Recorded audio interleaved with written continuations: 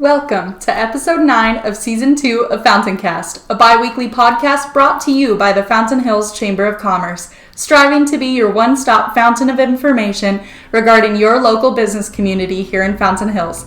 I'm host Hannah Toth. And I'm co-host Kristin Milashoski. Be sure to stay tuned after this episode to hear about upcoming chamber events.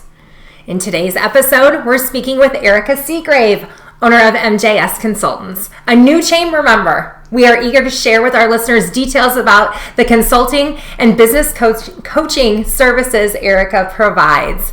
MJS Consultants will also reveal an exciting new offer for fellow chamber members. So keep listening to find out more. Erica, we're so excited to have you. Welcome to the show. Thank you. I'm excited to be here. Wonderful. Wonderful. We are just so excited to introduce you to the chamber community. So first, let's find out a little bit more about you. What brought you to Fountain Hills? So we moved here about 5 years ago from Indiana.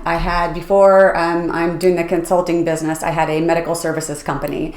And I sold that in 2018, but I would travel out to Arizona often to speaking engagements and for work at Mayo Clinic.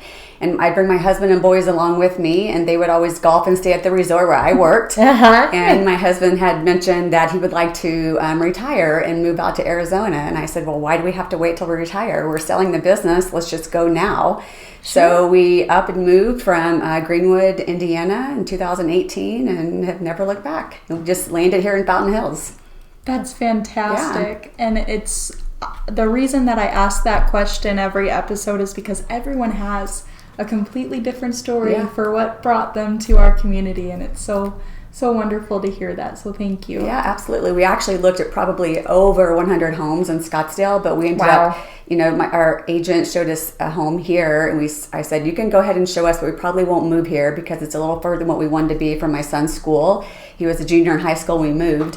And I said, but we'll look at it and we'll entertain the idea. And we walked in within probably 10 steps. I'm like, yes, this is our house. This is where we're supposed to be. So we love it here. Awesome. Wonderful. Yeah. You had mentioned being out here for medical conferences and you had a medical-based business. Mm-hmm. But now you're MJS Consultants. So how did you get from that point to where you're at now? Tell us a little bit more. Yeah, so I started the medical services company in 2003. This is actually the third business that I've owned. Oh, wow. So two of the other previous businesses were in the medical field, medical industry. And I ended up selling that business. I knew I was kind of growing it to sell it. I didn't have any partners, no investors, and so no capital. So I grew the business on my own, developed it, and ended up selling it on my own.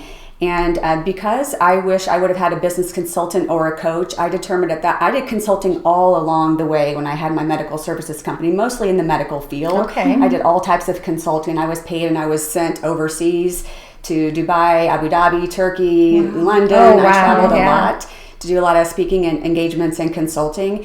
But I wanted to do something different. So although I loved that business and I was very passionate about that industry, I wanted to help small businesses be a coach and advocate for them and help them grow so I can get rid of the trial and error that I had to go through and spend a lot of money and time and resources developing a business. Right. So now I want to be that person for small businesses. I think it's really important to have someone you can bounce ideas off of so they don't have to spend, again, the time and the resources. They can just go to someone who's been through it, and I've been through all those things about starting a business and growing it, and then, as I said, to the end to sell it.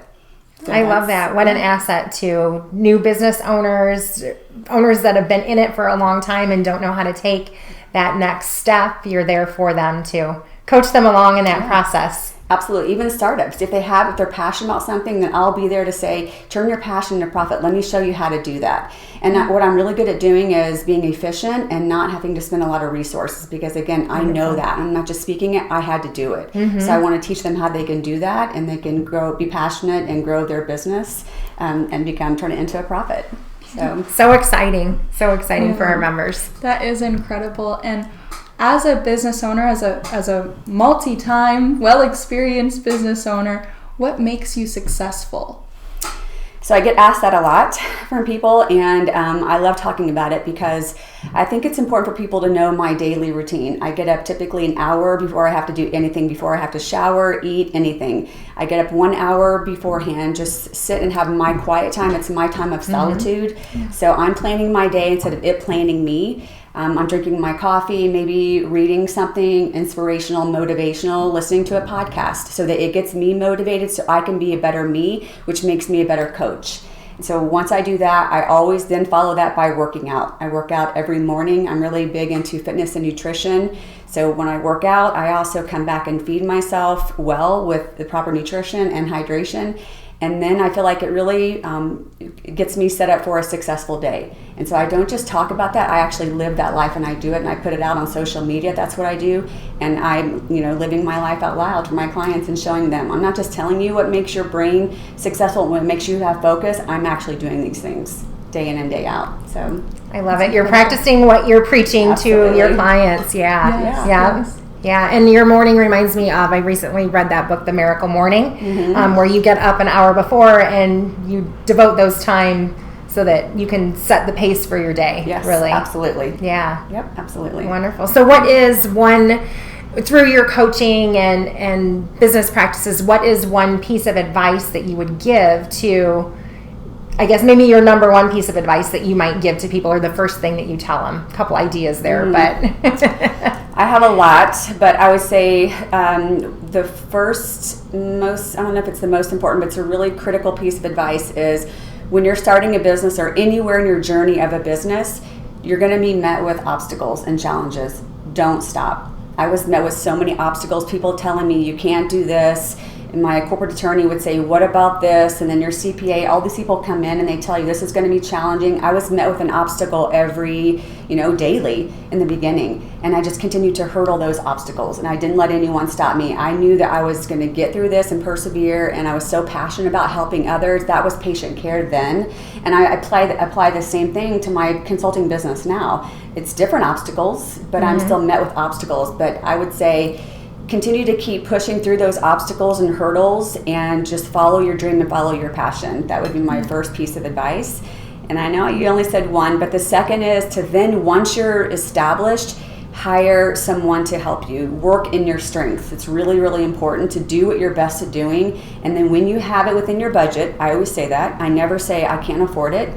I always say that's not within my budget right now. So when it's within your budget, bring on a coach and have a consultant help you get through some of those things so they can do the things you don't have time to do or you don't enjoy doing. And you, as the business owner, focus on your strengths. So those are my two pieces of advice. I love it. Perfect. Yeah. Perfect to motivate people and get them started. Yeah, that's fantastic. And I have to admit, I did a little bit of social media stalking before we did this podcast. And watching some of your videos, all of your videos were fantastic tidbits of information and tips for business owners, but one that really stood out to me was that you said a benefit to hiring a consultant is that you can take advantage of their network as well as your own. Can you walk us through that a little bit more and how you decide who to connect with your clients? I don't think clients realize that. And so as a consultant, I have many years in business. It doesn't matter what the business is. I know how to run a business. It can be anything. So when I meet a potential or prospect client, I sit with them and I interview them and I talk to them about, I listen, right? Today in the communication presentation that we had, he hit on so many key points, but I listen to the client and I hear what their needs are. And then I talk to them. Once I interview them, I'm interviewing them to see if they're a good fit for me as a coach and if I can be a good coach to them. So that interaction takes place, and then I'll come back and give them a proposal to talk about what I might be able to do for them. I actually have had to turn some down. So I've had to say, this is just not going to be a good fit for me. I can do this, but it's not what I enjoy doing best. And at this point in my career, I want to do what's fun for me. This is the second career for me. But when I'm talking to them and they tell me, oh gosh, I don't even know how to do social media or marketing. I don't know how to do that. I don't have a website guy. And I tell them, I have all those partners. And so if you need someone, I have a website SEO guy, or consultant. I have a marketing consultant. I have a financial advisor consultant. I have a photographer if you need headshots. I have HR, payroll consultants. If you guys need those people, I have those people. Don't worry about it. I have those people that I can bring to you. And we throw the words around know, like, and trust so much, but they are so important. Oh, absolutely. Instead of going out and vetting someone, let me save you that time and connect you to the people that I have. If you don't like them, that's okay. It has to be a good fit and a good marriage. But if you need them, I have them. And so I've really appreciated using that network and helping my partners and colleagues out, and then it helps the clients out as well. Absolutely. That's Wonderful. fantastic. Yeah. And so being a new chamber member, you obviously saw the value in joining the chamber. And now that you've been here for a few months, what advice would you give to your clients or anyone that comes to you asking if they should join a chamber of commerce and the benefits involved in it? My one regret is I didn't join sooner. Really? Yes. Yeah. I wish I would have started. It wasn't good timing for me just because of, getting this business together and still doing a lot of traveling and then transitioning out of my other business. Yeah. So it's okay. Everything works out as it's supposed to. But Absolutely. I would say go to any event you can. So first of all, become a member.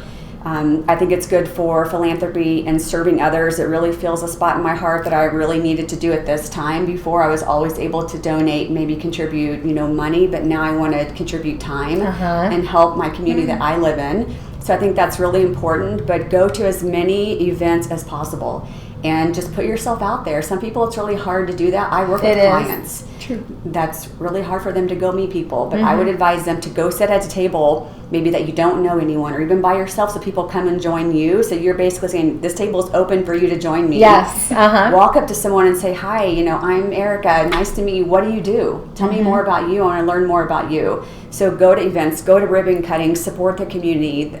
That's my advice to new chamber members, is put yourself out there. And I was all in when I met with Kristin. I said, this is what I want to do. What do I need to do? And I immediately just became engaged and jumped in feet first. Yep.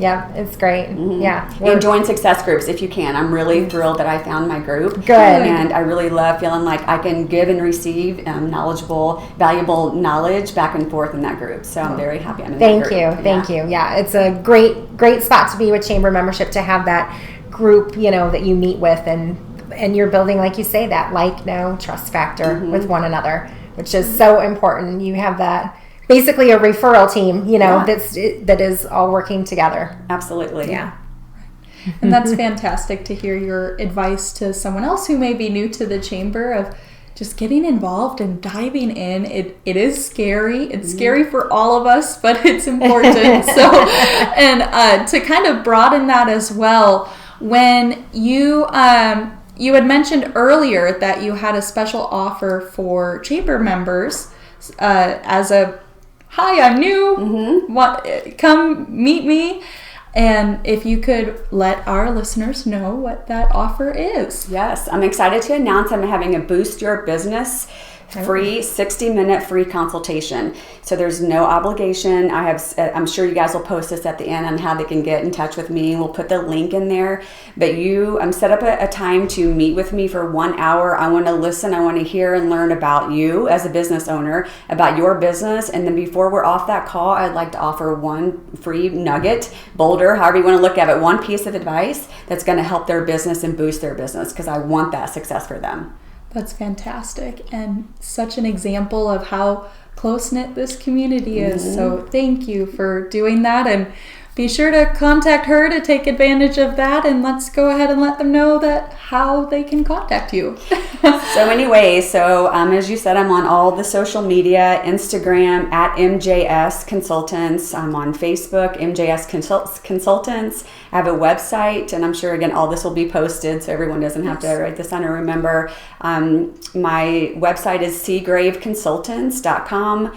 And of course by phone, email, every way possible. I always say that, we talked about this earlier today, about having 3 uniques in your business that makes you more unique than anybody else. And one of mine is I'm always accessible, and I will get back to you within 24 hours because I want to help you.